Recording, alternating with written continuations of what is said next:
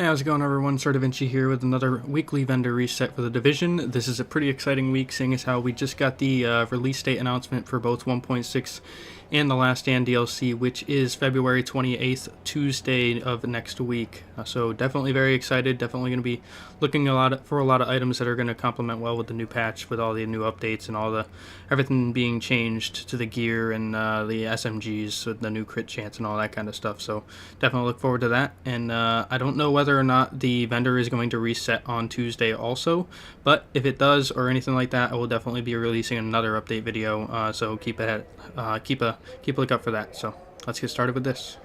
Alright, so starting off here at the special equipment vendor in the base of operations hub, we obviously have the exotic weapons here, and these are going to be changing to exotics. I think these specific weapons will still be here in this vendor after the patch reset. But just so you know, I believe the price is going up Phoenix credit wise on them due to the fact that they are going to be a lot more rare. So first off, we have the historian here. The ability for the historian in the new patch is that like each shot is going to be like an explosive, and it's going to scale very well off of firearms. So it's going to be a pretty good sniper rifle. This one here this week has 150% headshot damage, low on the lower side, but still not bad. 65.3 thousand base damage, and the 3 guaranteed talents on it are prepared, which complements very well with snipers. It's got intense, which I would personally suggest rolling that away for something like brutal for the headshot damage. And then you've got harmful, which each shot has a 15% chance to apply the bleed status effect to the target. We also have the Valkyria here, which the critical hit damage is going to be exchanging over to critical hit chance.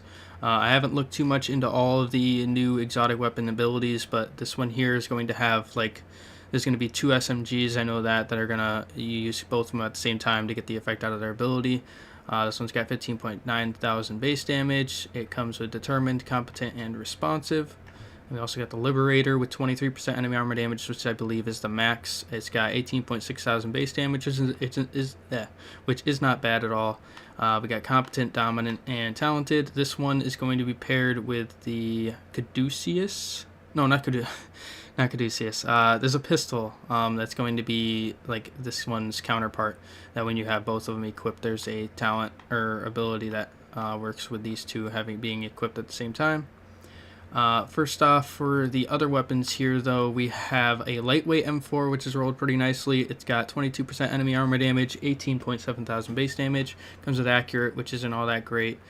Vicious and self-preserved, which vicious and self-preserved complement each other pretty well, seeing as how vicious giving you that extra critical hit chance, and then self-preserved giving you the 3% heal every time you hit a critical on someone. You get 3% of that damage dealt back as health.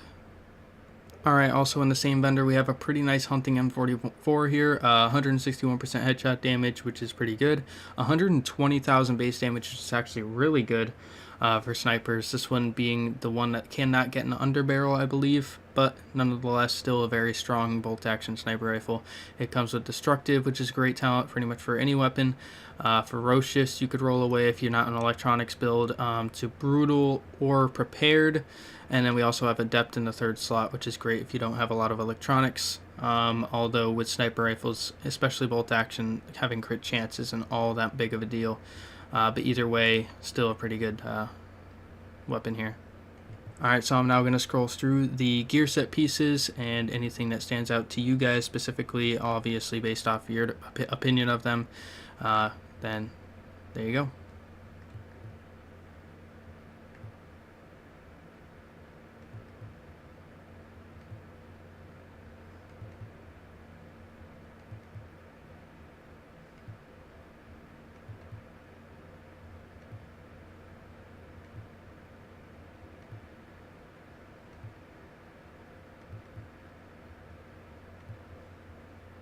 Alright, so moving on up to the advanced weaponry vendor in the base of operations, we obviously have our 3 exotic weapons here that are always here, but the damage and passive stats on them do change each week.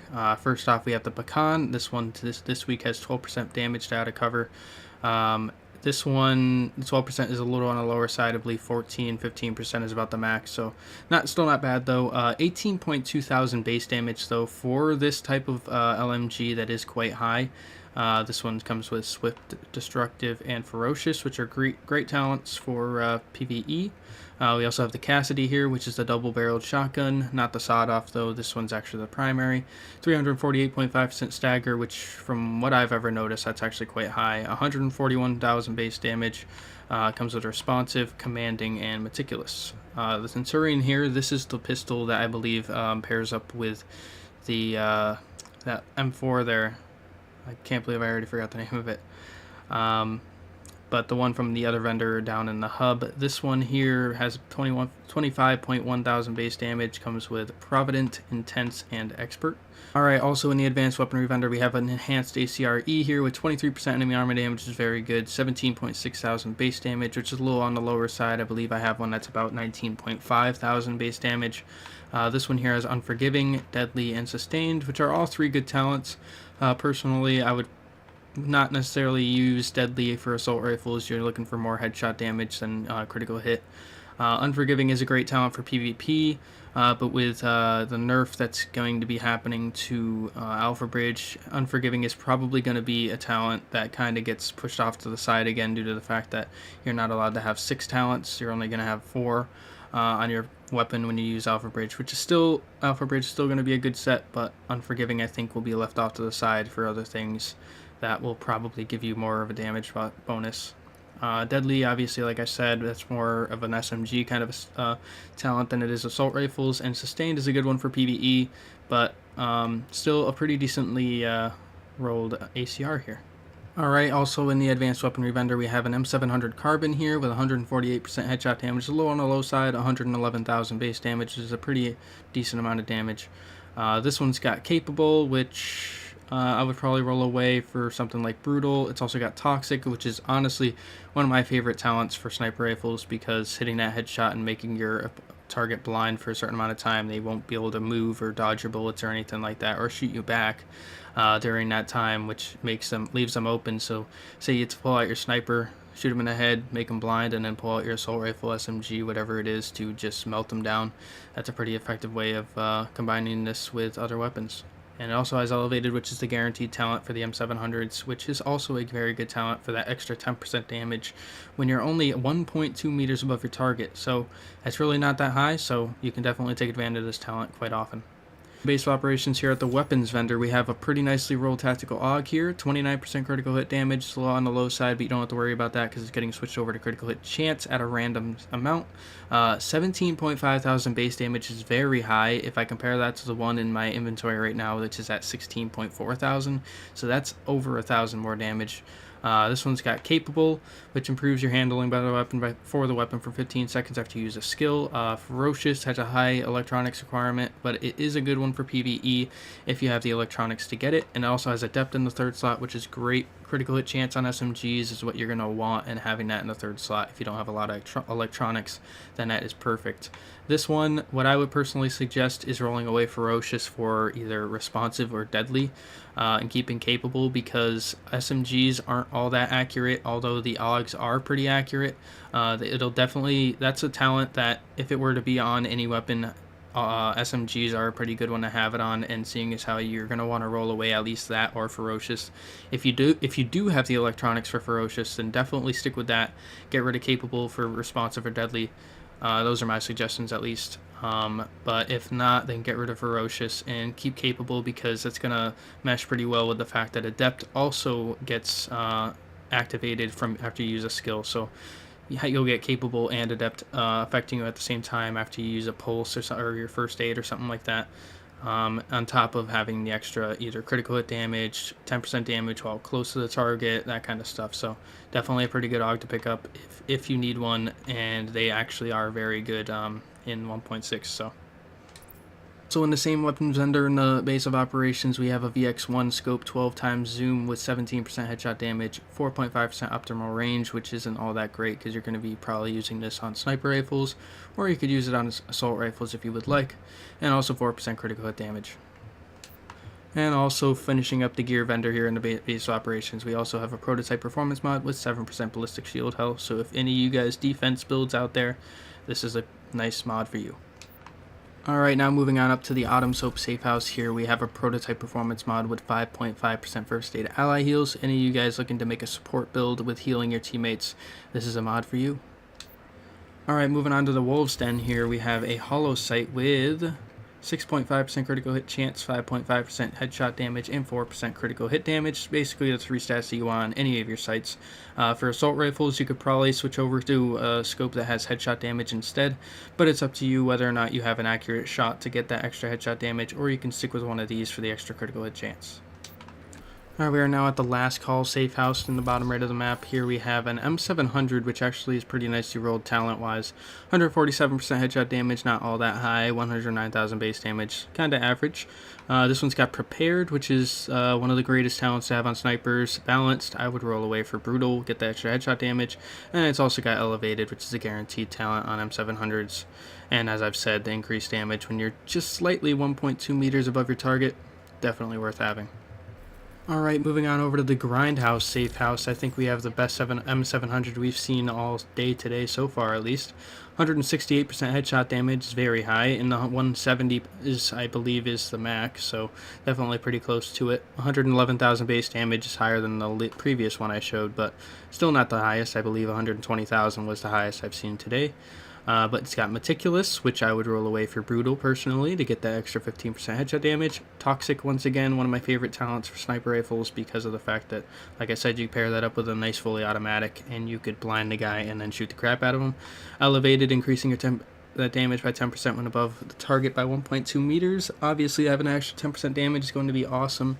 The only other talent that I would suggest maybe getting is Prepared, but at the same time, it depends on what you want to do, I guess. You could always roll away Elevated, but at the same time definitely want to roll away Meticulous and get personally I would say Brutal would be the best talent to get there, but definitely a good sniper here if you want to pick that up, and I might actually do that myself. Alright, in the final safe house here at the Crypt, we have a lightweight M4 here, which is kind of decent if you need one. Not a bad pickup though. 20% enemy armor damage, 17.8 thousand base damage. It's got Capable, Determined, and Ferocious. Ferocious really being the only good talent of the 3, but it is in the 3rd slot, so if you don't have the electronics for it, definitely a good talent to have in PvE.